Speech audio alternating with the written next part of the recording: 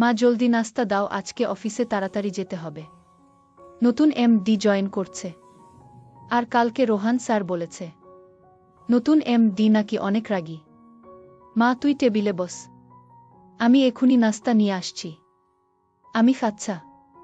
আমি টেবিলে বসতে বসতেই আম্মু আমার জন্য নাস্তা নিয়ে টেবিলে হাজির হয়ে গেল।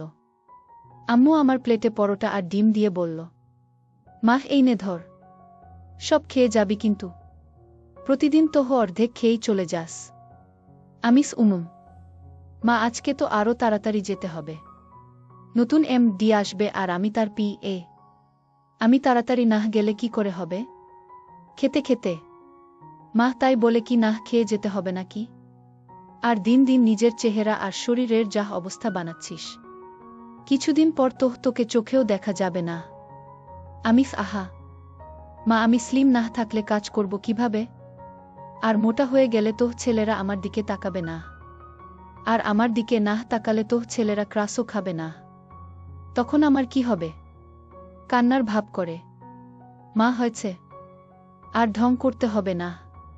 এইবার তাড়াতাড়ি খেয়ে নে তো, না হলে আবার দেরি হয়ে যাবে। আচ্ছা, আমার খাওয়া শেষ, আমি আসি। আর আম্মু তুমিও কিন্তু মনে করে খেয়ে নিও। মা আচ্ছা, আর সাবধানে যাস কিন্তু। আমি বাসা থেকে বের হয়ে রাস্তায় এসেই দেখি একটা রিকশা দাঁড়িয়ে আছে। আমি তাড়াতাড়ি গিয়ে রিকশায় উঠে পড়লাম। ওই মামা, একটু তাড়াতাড়ি চালাও তো। রিকশাওয়ালা আফা, আমি তো যাইতাম না। মামা প্লিজ, একটু আমারে অফিসে দিয়ে আসো না, আমার দেরি হয়ে যাচ্ছে। আর আজকে আমার অফিসে নতুন এমডি স্যার আসবে, দেরি করে গেলে আমার চাকরি শেষ। মামা, এই পুরা দুনিয়াতে তুমি ছাড়া আর কেউ এখন আমার চাকরিটা বাঁচাতে পারবে না। রিকশাওয়ালা আফা, আমি যামু, কিন্তু ভাড়া বেশি দিতে হবে। আচ্ছা, আপনি যাইবেন কই? মামা, তুমি এখানে তাড়াতাড়ি চলো। রিকশাওয়ালা আচ্ছা। অনেক কষ্ট করে রিকশাওয়ালা মামাকে যেতে রাজি করালাম। আপনারা তো সব দেখলেনই। আপনাদের তো আমার পরিচয় বলতেই ভুলেই গেছি। আমি তানহা আহমেদ, দেখতে অনেক কিউট আর গুলুমুলু। আর সবাই আমাকে শান্ত স্বভাবের মেয়ে বলে। বুঝছেন, নিজের প্রশংসা নিজেই করতাছি, নাইলে আপনারা বুঝবেন না আমি কেমন। আমাদের ছোট একটা পরিবার, সেখানে আমি আর আমার মা থাকি। আমার বাবা আমাদের সাথে থাকেন না। আমার যখন 4 বছর বয়স তখন আমার বাবা গাড়ি অ্যাক্সিডেন্টে মারা যায়। আর সেই তখন থেকে অনেক কষ্টে আম্মু একা আমাকে বড় করেছে। কিন্তু আমাকে কখনো কষ্ট পেতে দেয়নি আম্মু। অনেক বিলাসবহুলভাবেই আমাকে বড় করেছে। কারণ বাবা মরে যাওয়ার আগে যথেষ্ট সম্পদ আমাদের জন্য রেখে গিয়েছিল। আমি অনার্স পড়ছি এবং পাশাপাশি একটি চাকরিও করি, আম্মুকে হেল্প করার জন্য। হঠাৎ কোথা থেকে জানি একটা প্রাইভেট কার এসে আমার রিকশায় ধাক্কা মারল। আমি ধাক্কা সামলাতে না পেরে রিকশা থেকে পড়ে গেলাম। রিকশা থেকে পড়ে যাওয়ার কারণে আমি হাতে অনেকটা ব্যথা পাই। আমি রাস্তা থেকে উঠে দাঁড়িয়ে দেখি কিউট একটা ছেলে গাড়ি থেকে বের হলো। ছেলেটা আমার সামনে আসতেই আমি ঠাস করে ছেলেটার গালে একটা চোর মেরে দিয়ে, ওই বদমাস ছেলে, রাস্তা কি তোর বাপের নাকি রে? গাড়ি আছে দেখে কি যেমন খুশি চালাবি? ইচ্ছে করতাছে তোরে মাইরা ফেলি। How dare you! তোমার তো সাহস কম না। তুমি কাকে চোর দিয়েছ জানো? ওই। এত বড় বড় কথা তোর মুখ দিয়ে হচ্ছে কি করে রে? বেটা জাত, গাড়ি চালানোর সময় তোর চোখ কোথায় থাকে? এইবার কিন্তু বেশি হয়ে যাচ্ছে। তোমার সাহস দেখে আমি অবাক হচ্ছি। তুমি এই হাত দিয়ে আমাকে চোর দিয়েছ না? কথাটা বলেই ছেলেটা আমার হাত চেপে ধরল। কিন্তু আমি এত রেগেছিলাম যে ছেলেটির হাতে জোরে কামড় বসিয়ে দিলাম। আয় হ! ওই তুমি আমার হাতে কামড় দিলে কেন? এই ছেলে, তোর সাহস হয় কি করে আমার হাত ধরার? যাই হোক, তোর সাথে আজাইরা কথা বলার সময় নাই। এমনি অফিসের অনেক দেরি হয়ে গেছে বলেই আমি ছেলেটির সামনে থেকে চলে আসলাম। এসে রিকশাওয়ালা মামাকে মাটি থেকে তুলে জিজ্ঞেস করলাম, মামা, আপনি ঠিক আছেন? রিকশাওয়ালা, হ্যাঁ মা, আমি ঠিক আছি। আমিস ঠিক আছে। তাহলে চলেন। এমনি আমার অফিসের অনেক দেরি হয়ে গেছে। রিকশাওয়ালা হুম। চলো মামা। তানহা রিকশা উঠে চলে গেল। ছেলেটি রেগে লাল হয়ে দাঁড়িয়ে আছে। ছেলেটির তো ইচ্ছে করছে তানহাকে মাথার উপরে তুলে একটা আচার মারতে। ছেলেটি মনে মনে ভাবছে, ছেলেটিক আজকে পর্যন্ত এইভাবে আমার সাথে কেউ কোনোদিন কথা বলারই সাহস পায়নি, আর এই মেয়েটা আমাকে চোর দিচ্ছে। মেয়েটাকে শুধু আরেকবার পেয়ে নেই, তখন দেখাবো নিহান চৌধুরীর গায়ে তোলার শাস্তি কি। যাই হোক, মেয়েটি কিন্তু অনেক কিউট আর সুইট।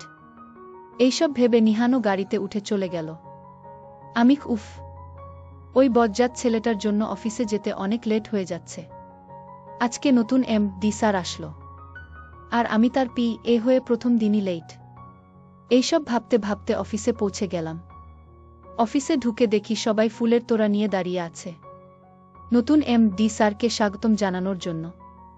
অফিসে ঢুকে আমি শুভ সকাল সবাইকে। কাব্য, আরে তানহা, তুমি এত লেট কেন? এম.ডি. ম্যাডাম তো এখনই চলে আসবে। আমিস আর বলো না, একটা বেয়াদব বজ্জাত ছেলের জন্য এইসব হয়েছে।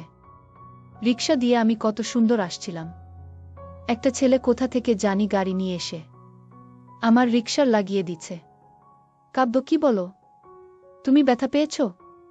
আমিস, না, এত বেশি না, তবে হালকা ব্যথা পেয়েছি হাতে। যদি ওই বজ্জাতটাকে আবার আমার সামনে পাই, তাহলে ওকে আমি বুঝাবো তানহা কি জিনিস। কাব্য, হুম, যাহ করার করো, কিন্তু এখন এই নেও ফুলের তোড়া। স্যার হয়তো এখুনি এসে পড়বে।